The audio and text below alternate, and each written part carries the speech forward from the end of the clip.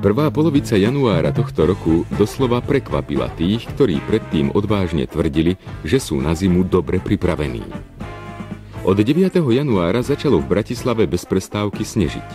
Silný nárazový vietor vytváral až metrové záveje. Teplota klesla na -15 stupňov Celzia.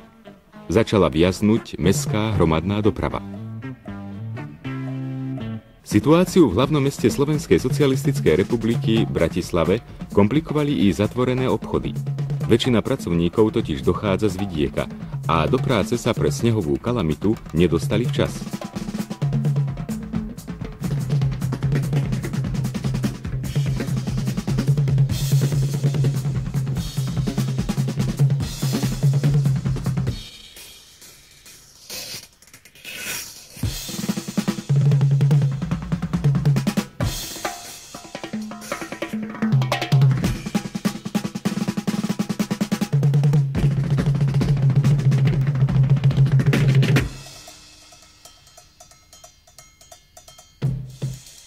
Kým v mnohých závodoch a podnikoch sa vedúci pracovníci pozerali na snehovú kalamitu nečinne, v uliciach miest obetavo pracovali stovky brigádnikov, ktorých zorganizovali občianske výbory.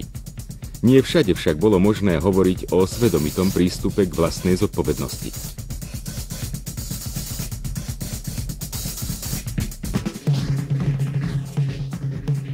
Pod záľahou snehu sa začali lámať strechy.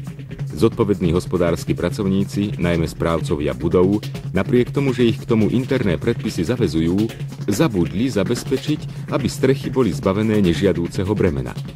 A tak vznikli zbytočné státisícové škody.